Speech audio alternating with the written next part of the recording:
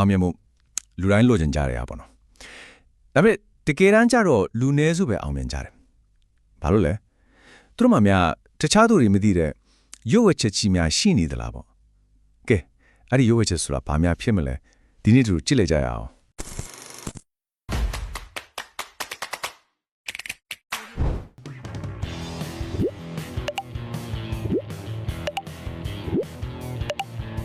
တကယ်ပဲအောင်မြင်နေတဲ့သူတွေမှာဘာများထူခြားနေလို့လဲသူတို့ရဲ့အောင်မြင်မှုနောက်ွယ်မှာဘလို့လျှို့ဝှက်ချက်ကြီးတွေများရှိနေမလဲဒီမေကွန်းကလေလူတော်များများကိုအမြဲတမ်းစိတ်ဝင်စားဖြစ်စေခဲ့တဲ့မေကွန်းတစ်ခုပါပဲဒါပေမဲ့လေအောသွားနိုင်တဲ့အဖေကဘာလဲဆိုတော့အဲ့ဒီလိုလျှို့ဝှက်ချက်ကြီးဆိုတာလုံးဝမရှိပါဘူးဟုတ်ပါတယ်ကြားတဲ့အတိုင်းပဲတကဘာလုံးကအသေးအတန်လိုက်ရှာနေတဲ့အဖေကတကယ်တော့ဒီလောက်လေးရိုးရှင်းနေကြတာပါဆိုတော့တကယ်ကွာခြားချက်ကဘဲကလာလဲတညာတဲ့နဲ့သူတွေပြီးထွားစေတဲ့ model ပညာမျိုးမဟုတ်ပါဘူးတကယ်ကွာခြားချက်ကနေတိုင်းလုံးတဲ့တိတိလေးတွေမှာရှိနေတာပါဒီပေမဲ့အင်မတန်စွမ်းထက်တဲ့နေ့စဉ်လေ့ကျင့်လေးတွေအဲ့ဒါတွေကပဲအောင်မြင်သူတွေကိုတကယ်တမ်းပုံဖော်ပေးသွားတာပါကဲဒါဆိုရင်အောင်မြင်မှုစီကိုတွားမဲ့ခီကိုစလိုက်ကြရအောင်ခီတစ်ခုမစခင်မှာအရေးကြီးဆုံးကဘာဖြစ်မလဲဟုတ်ပါတယ်လမ်းပြမြေပုံပဲပေါ့ဆိုတော့ပရမပိုင်းအနေနဲ့ကျွန်တော်တို့ရဲ့အောင်မြင်မှုမြေပုံကိုဘယ်လိုရေးဆွဲကြမလဲဆိုတာအရင်ဆုံးကြည့်လိုက်ကြရအောင်ဒီအောင်မြင်မှုခီးအတွက်လည်းမရှိမဖြစ်လိုအပ်တဲ့ရာတစ်ခုရှိတယ်ပထမတစ်ခုကကိုယ်ပဲတွားရမလဲညွှန်ပြပေးမဲ့ရီမန်းချက်ဆိုတဲ့မြေပုံနောက်တစ်ခုကတော့ခီးတစ်ဆောင်လုံးမှာတုံးရမယ်အဖို့တန်းဆုံးရင်းမြစ်ဖြစ်တဲ့အချင်းပါပဲရီမန်းချက်ဆိုတာအောင်မြင်မှုရဲ့လမ်းပြမြေပုံပဲတဲ့ဒီစကားကတကယ်မှန်ပါတယ်စဉ်းစားကြည့်လေကိုပဲရောက်ချင်မှန်းတိကြမသိပဲကားမောင်းထသွားတယ်လို့ပဲဘယ်ရောက်လို့ပဲပေါက်မှမသိလမ်းပြောက်သွားမှာပေါ့ပန်းတိုင်ကိုရှင်းလင်းတိထားမှလမ်းမရှောက်မိမှမဟုတ်တော့ဘူးလေအချင်းဆိုတာလေပြန်ထုတ်လို့မရတဲ့အရင်းကြီးတစ်ခုပဲလူတိုင်းကတနေ့ကို24နာရီဆိုတဲ့အချင်းကိုတန်းတူညီတူရကြတယ်။ကွာသွားတာက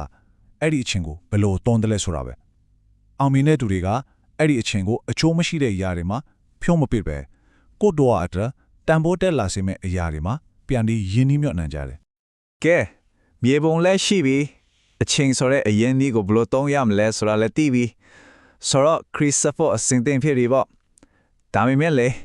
ဘယ်ခရီးမှာဖြောင်းဖြူးမနေဘူးလေနော်လမ်းမှာခလုတ်တွေအတားအဆီးတွေစိန်ခေါ်မှုတွေကတော့ကြုံရမှာပဲကဲအဲ့ဒီအခက်ခဲတွေကိုရောဘလို့ကြော်ဖြတ်ကြမလဲဒုတိယပိုင်းမှာစက်ကြည့်ကြအောင်ဒီစင်ခေါ်မှုတွေကိုရင်ဆိုင်ကြော်ဖြတ်ပေါ်တာအထူးကလန်ဒန်တစ်ခုလို့တယ်တစ်ခုကဘလော့မှာအရှုံးမပေးတတ်တဲ့ဆွဲနောက်တစ်ခုကတော့ကိုလုံးမိတဲ့အမားတွေကနေ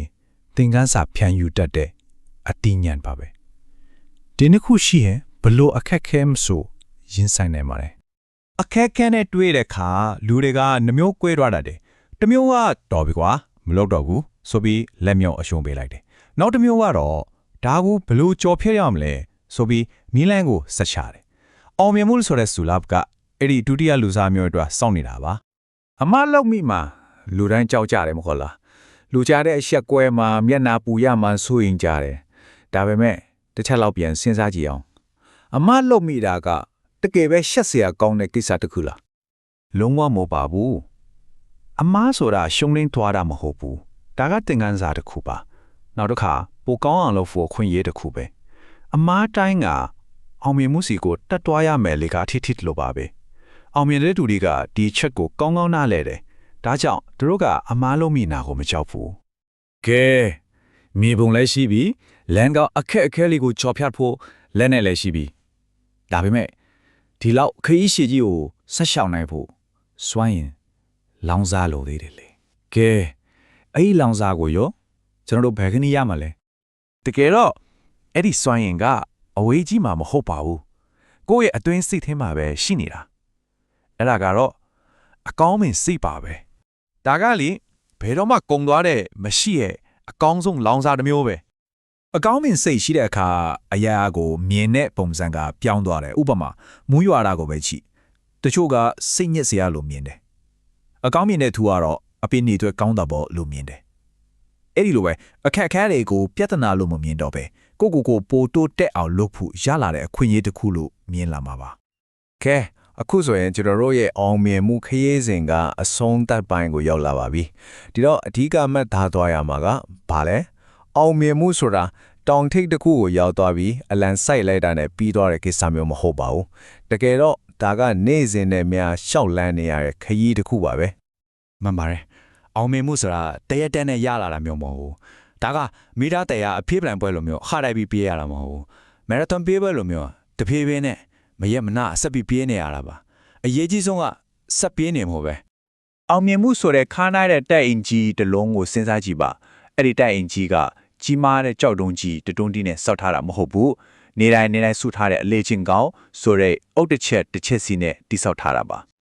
ကြားကြောက်ဒီနေ့ကစပြီးကိုယ့်ရဲ့အောင်မြင်မှုတိုက်အိမ်အတွက်ပထမဆုံးအုတ်တစ်ချက်ကိုစပြီးချကြည့်ရအောင်မိခွန်ကတော့ကိုယ့်အတွက်ပထမဆုံးဖြစ်မဲ့အဲ့ဒီအုတ်တစ်ချက်ကဘယ်လိုတင်းငယ်တဲ့အလေးချင်းကောင်လေးဖြစ်မလဲအဲ့ဒီအဖြေကတော့ကိုယ့်နှလုံးသားထဲမှာပဲရှိနေမှာပါ